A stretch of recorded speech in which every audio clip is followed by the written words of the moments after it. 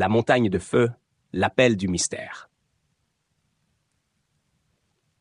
La rumeur de la montagne de feu avait depuis longtemps transcendé les frontières de l'archipel des nuages d'ébène, atteignant les cercles des chasseurs de trésors comme un murmure envoûtant, une mélodie qui promettait richesse et gloire, mais aussi destruction.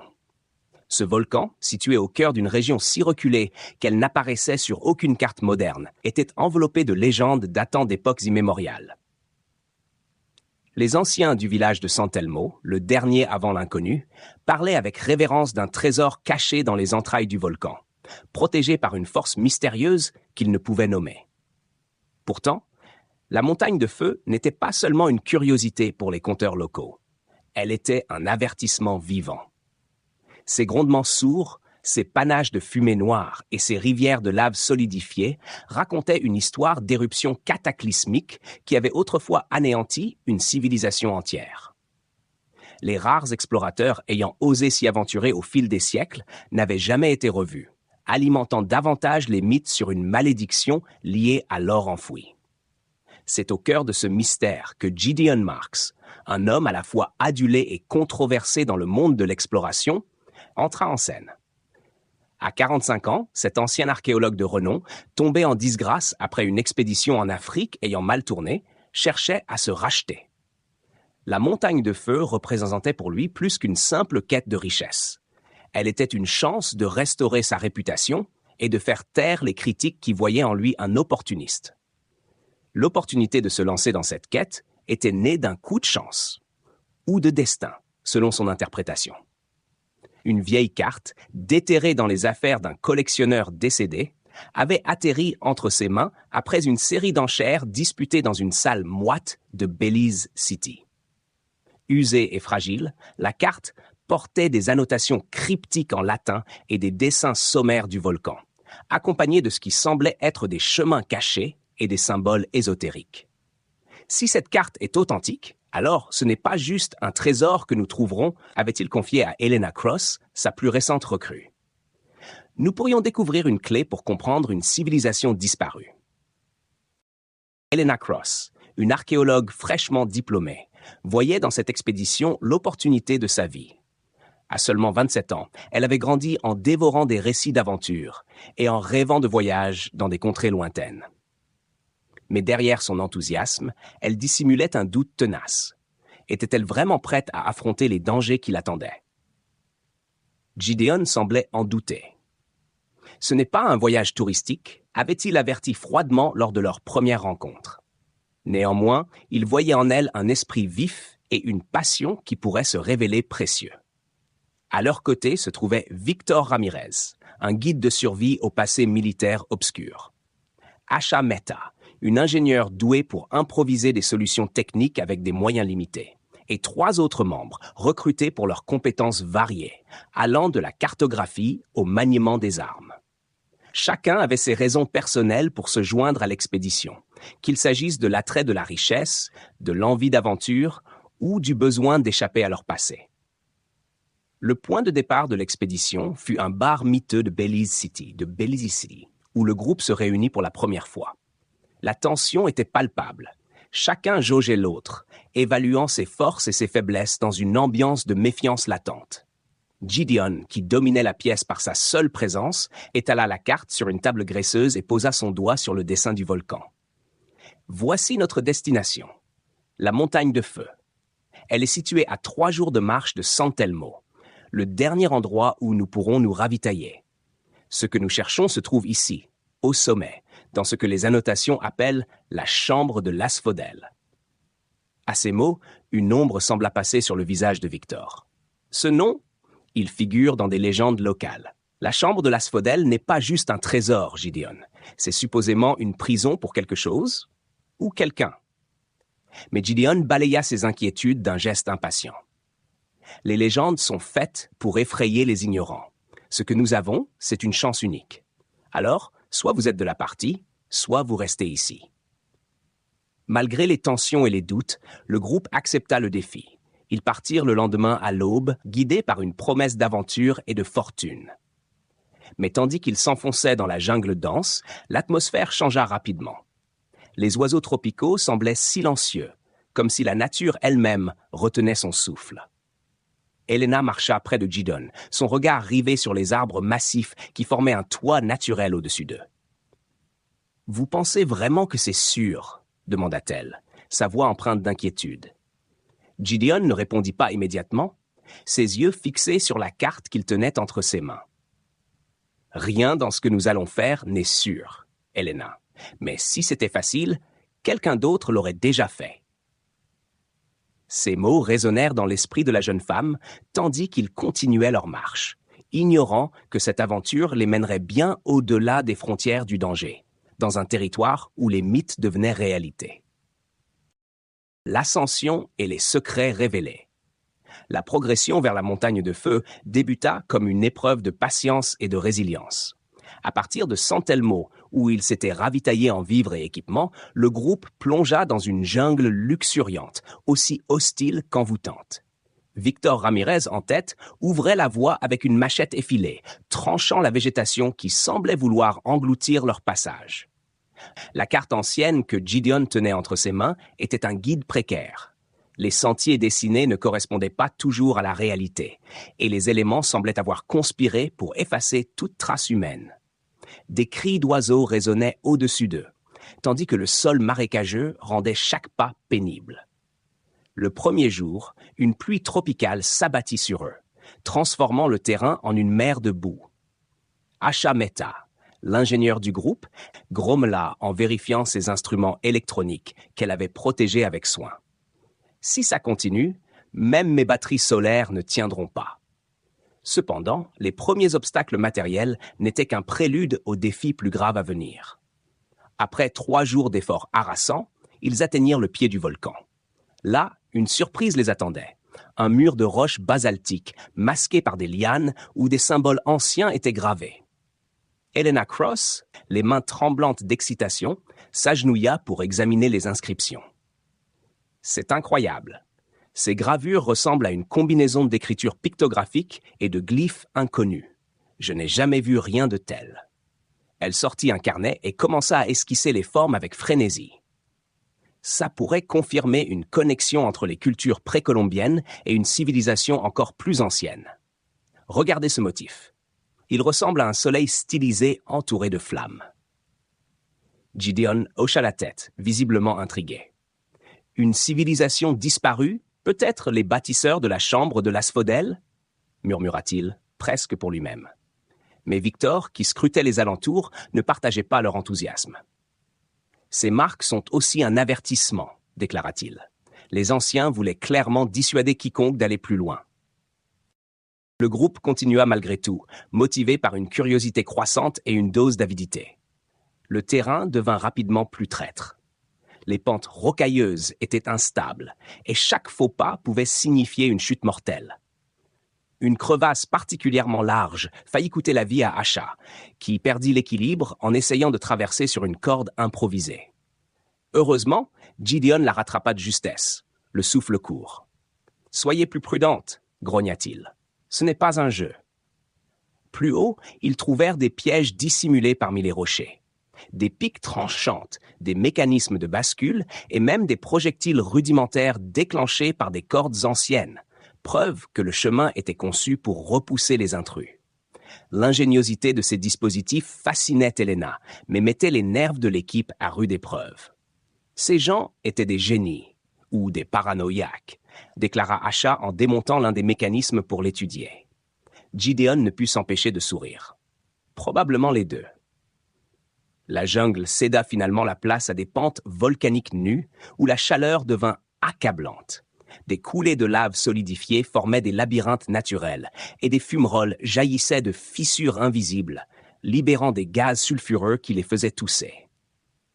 Au 5e jour, ils atteignirent un plateau où une chute d'eau alimentait un bassin d'eau cristalline. Ce fut une découverte providentielle pour reconstituer leurs réserves, mais l'endroit recelait un mystère supplémentaire. Sous les chutes, Victor trouva une amulette enterrée dans les sédiments. Lorsqu'il la brandit à la lumière, les autres retinrent leur souffle. L'objet, en or massif, était orné d'un œil rougeoyant qui semblait presque vivant. C'est un symbole de protection, affirma Elena, examinant l'amulette avec précaution. Mais Victor secoua la tête. Protection pour eux ou contre nous? Cette découverte provoqua des tensions au sein du groupe. Certains, comme Gideon, voyaient l'amulette comme un signe qu'ils approchaient du but. D'autres, en particulier Victor, la considéraient comme un avertissement clair qu'ils devaient rebrousser chemin. Les discussions dégénérèrent rapidement, chacun exprimant ses craintes et ses doutes. Même Elena, d'ordinaire optimiste, sembla troublée. « Ce volcan n'est pas qu'un endroit dangereux », dit-elle à voix basse en s'adressant à Gideon. « Il y a une intention derrière tout ça. Une volonté de protéger quelque chose ou de le garder enfermé. » Mais Gideon, refusant de laisser les superstitions le détourner de son objectif, haussa les épaules. « C'est précisément pour cela que nous sommes ici. Pour découvrir la vérité. » Alors qu'ils reprenaient leur ascension, le volcan lui-même sembla réagir à leur intrusion. Un grondement sourd fit trembler le sol, suivi d'un nuage de cendres qui obscurcit le ciel. Les premiers doutes sérieux s'installèrent dans les esprits. Gideon, qui marchait en tête, s'arrêta un moment pour observer les ombres dansantes autour d'eux. « Il n'y a pas de retour en arrière, » dit-il finalement, sa voix grave résonnant dans l'air chargé de soufre. « Nous avons déjà trop avancé. Et si ce trésor est réellement ce que nous pensons, alors rien ne pourra nous arrêter. » Mais tandis qu'ils s'approchaient de plus en plus du sommet, nul ne pouvait ignorer l'étrange sensation qui les enveloppait, comme si quelque chose ou quelqu'un les observait depuis les ténèbres. La confrérie se dévoile. À mesure qu'ils s'approchaient des hauteurs de la montagne de feu, le sentiment d'être observé devint presque tangible. La nature elle-même semblait conspirer pour freiner leur progression.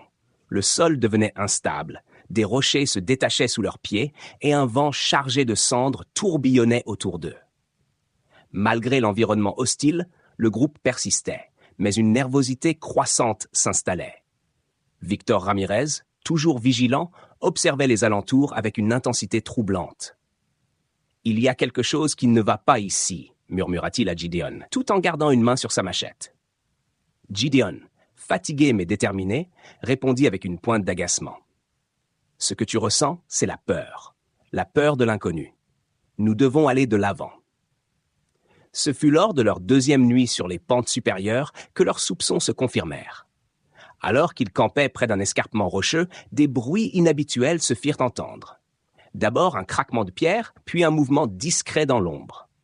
Elena, alerte, s'accrocha à son carnet, prête à documenter tout ce qui pourrait se révéler. Les membres du groupe se regroupèrent près du feu, le silence tendu n'étant interrompu que par le crépitement des flammes. Gideon tenta de calmer l'équipe. « Ce n'est peut-être qu'un animal, » dit-il, mais son ton trahissait un doute. Soudain, une silhouette se détacha de l'obscurité, suivie d'une autre, puis de plusieurs. Elles portaient des capes sombres, leurs visages dissimulés sous des capuches. Les étrangers s'approchèrent lentement, leur posture étrangement calme et mesurée. Un des membres du groupe, pris de panique, lança une pierre pour les repousser, déclenchant une réaction immédiate. Les silhouettes accélérèrent, leurs mouvements fluides et coordonnés. Gideon et Victor réagirent instinctivement, protégeant le camp avec des outils et des bâtons qu'ils avaient sous la main. Ce fut moins une bataille qu'une épreuve de défense.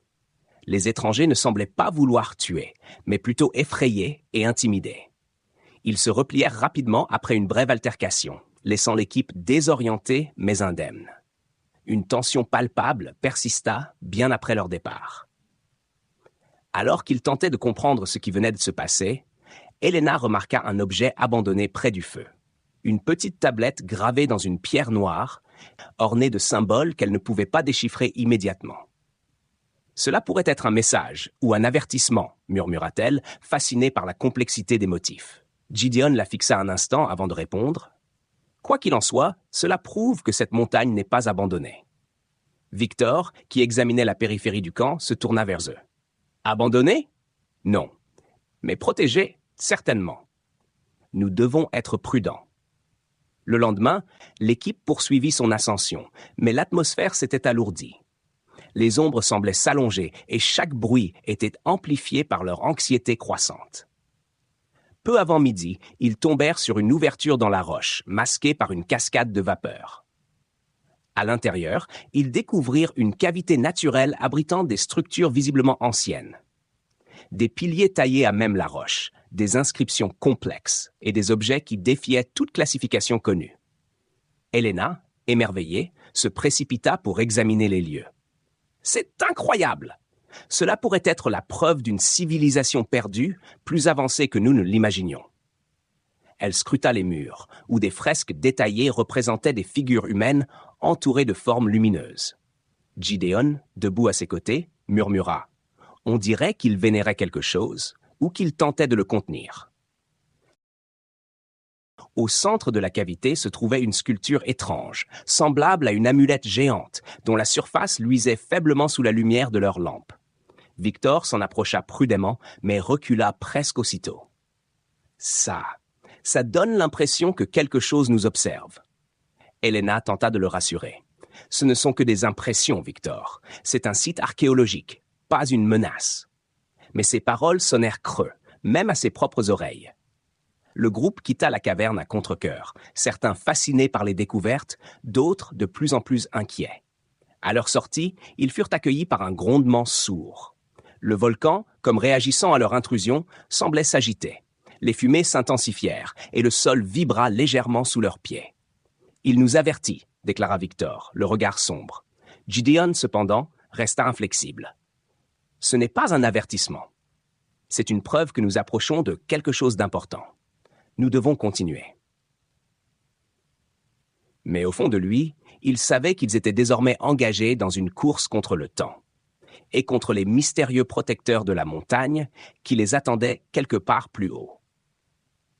Le sommet de la montagne de feu se rapprochait, mais chaque mètre gagné semblait leur coûter une part de leur force et de leur esprit. Le volcan, comme un être vivant, paraissait ressentir leur présence et réagir à leur progression. Des grondements résonnaient à intervalles réguliers, semblables à des battements de cœur, et des nuages de cendres tourbillonnaient autour d'eux, réduisant leur visibilité. Les pentes se firent plus raides et plus traîtresses, obligeant le groupe à gravir les rochers à main nue, leurs doigts glissant sur la surface rugueuse. Helena, épuisée mais déterminée, se battait contre son propre corps. « Pas de répit maintenant », se répétait-elle comme un mantra. Mais la chaleur devenait insupportable. L'air lourd et chargé de soufre brûlait leurs poumons, et chaque inspiration leur semblait une épreuve. Leur progression fut interrompue lorsqu'un éboulement se produisit soudainement. Des rochers se détachèrent au-dessus d'eux, dévalant la pente avec une vitesse terrifiante. Gideon cria un avertissement, mais l'un des membres de l'équipe, un cartographe du nom Elliot, fut frappé à l'épaule et projeté contre une paroi. La douleur l'immobilisa et il fallut toute la force de Victor pour le tirer en lieu sûr. « Nous perdons du temps », grogna Gideon, les mâchoires serrées. Mais Helena se mit en colère. « Ce n'est pas juste une mission, Gideon, ce sont des vies humaines. Nous devons nous arrêter pour le soigner. » Malgré son impatience, Gideon finit par céder. Ils installèrent un camp de fortune et Asha, avec son kit de secours rudimentaire, stabilisa Elliot tant bien que mal. La pause permit à chacun de réfléchir à la situation. Victor, assis près du feu improvisé, parla le premier. « Ce volcan essaie de nous éliminer, et ce n'est pas seulement à cause de sa nature. Il y a quelque chose d'autre ici, quelque chose de vivant. » Asha, qui vérifiait ses équipements, leva les yeux. « Tu crois qu'il est conscient ?» Victor hocha la tête, son regard perdu dans les flammes. Pas le volcan lui-même, mais il est lié à quelque chose, à quelqu'un. Gideon écoutait en silence, mais ses mains crispées trahissaient une agitation intérieure. Helena, quant à elle, semblait absorbée par ses pensées. « Les fresques dans la caverne », murmura-t-elle finalement. Elles montraient des gens qui entouraient une lumière, une énergie. Et ces inscriptions, elles parlaient de confinement, pas de protection. Sa voix se brisa légèrement. « Qu'est-ce qu'on va vraiment trouver là-haut » Le lendemain, ils reprirent leur ascension. L'atmosphère s'était encore alourdie, et des bruits étranges comme des chuchotements semblaient émaner des fissures dans la roche. Helena les entendait distinctement, mais lorsqu'elle en parla à Victor, il haussa simplement les épaules.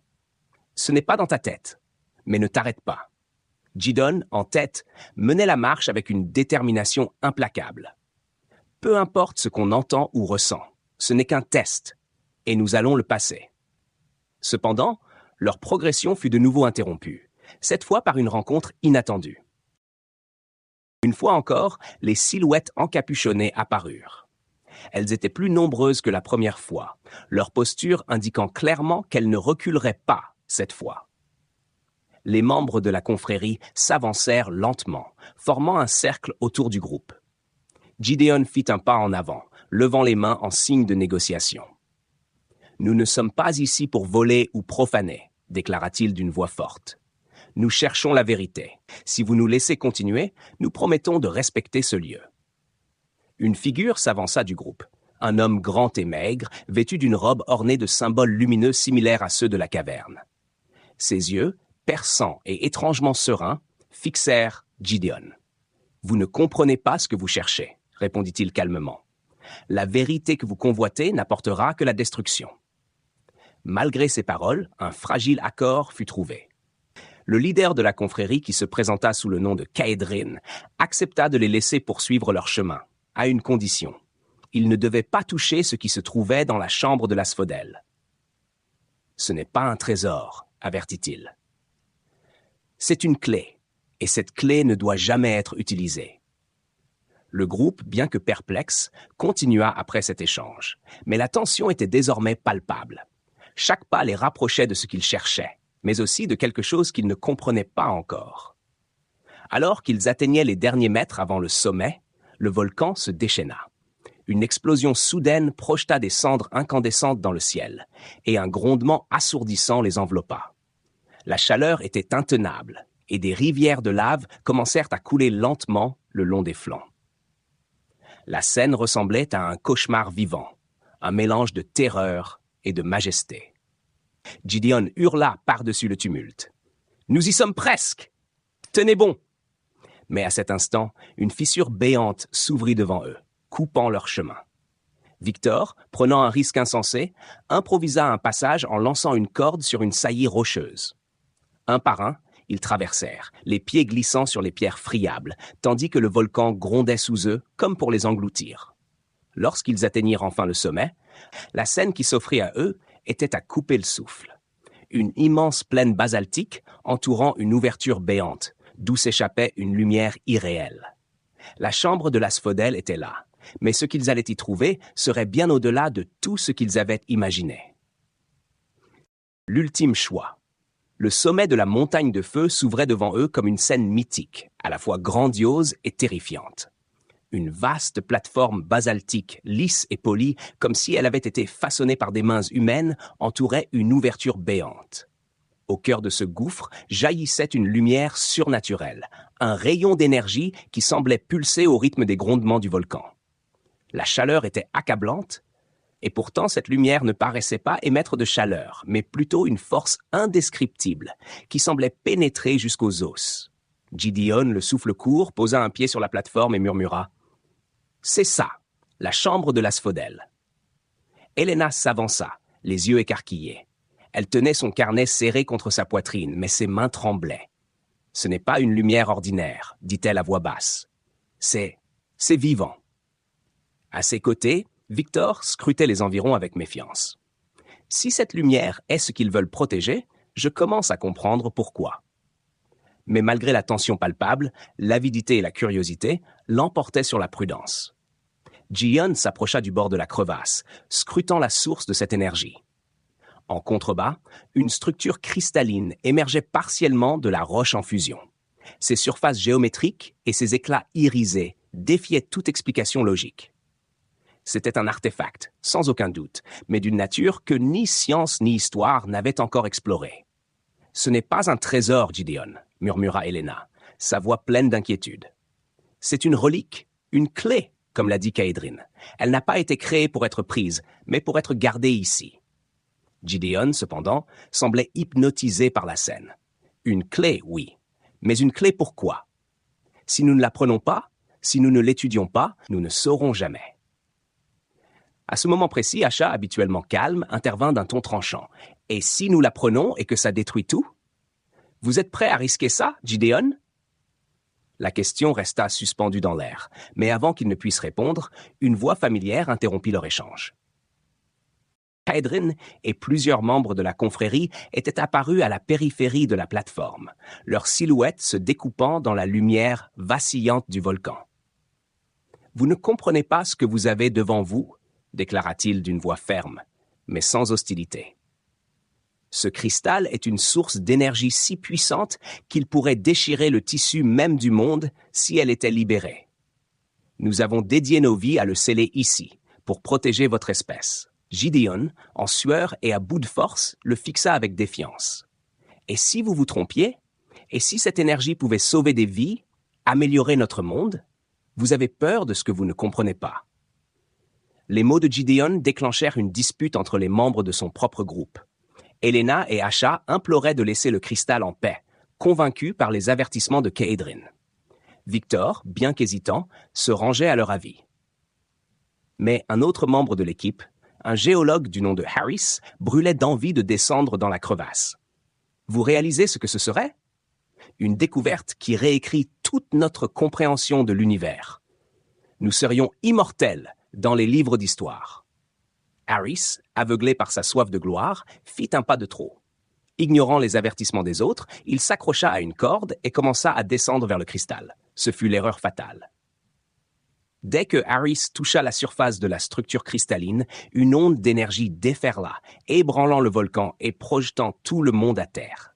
Le grondement s'intensifia, et des fissures commencèrent à se former sur la plateforme. La lumière, auparavant stable et fascinante, devint chaotique, émettant des éclairs aveuglants. « Vous voyez » cria Caedrin par-dessus le vacarme. « Vous avez déclenché sa colère. Si vous ne partez pas maintenant, ce volcan emportera tout avec lui. » Le chaos qui s'ensuivit fut une lutte désespérée pour la survie. Des torrents de lave jaillissaient des fissures, et le sol sous leurs pieds menaçait de s'effondrer. Gideon, réalisant l'ampleur de l'erreur, hurla aux autres de fuir. « On doit partir ?»« Maintenant !» Mais le passage par lequel ils étaient venus était bloqué par des éboulis. Asha, faisant preuve d'un sang-froid remarquable, utilisa ses compétences en ingénierie pour improviser une tyrolienne de fortune, reliant la plateforme à une crête plus stable. « C'est notre seule chance !» cria-t-elle. Un par un, ils traversèrent, le cœur battant, tandis que le volcan entamait une éruption cataclysmique. Gideon fut le dernier à franchir la tyrolienne, juste avant qu'une explosion massive ne déchire la plateforme. Le cristal, engouffré par la lave, disparut dans les entrailles de la montagne, et la lumière s'éteignit soudainement, plongeant le sommet dans l'obscurité. La confrérie, bien que dispersée, sembla satisfaite de voir la relique à nouveau scellée dans les profondeurs. Caedrin, avant de disparaître dans les ombres, adressa un dernier regard à Gideon. Certains secrets doivent rester enfouis. Rappelez-vous cela. De retour à San Telmo, le groupe, épuisé mais vivant, observa la montagne de feu redevenir calme, comme si rien de tout cela ne s'était produit. Le village, à la fois curieux et méfiant, leur demanda ce qu'ils avaient trouvé. Gideon, le regard perdu, répondit simplement « Rien que le monde ne devrait savoir ». Elena, quant à elle, ouvrit son carnet et commença à écrire. Ce qu'elle rapporterait ne serait pas l'histoire d'un trésor, mais celle d'un choix. Un choix entre le savoir et la destruction, entre la curiosité humaine et la préservation d'un équilibre fragile. Dans son rapport final, elle nota « Nous sommes montés à la montagne de feu, en quête de richesse et de gloire. Mais ce que nous avons trouvé était bien plus grand que nous. Une vérité que nous ne sommes peut-être pas prêts à affronter. »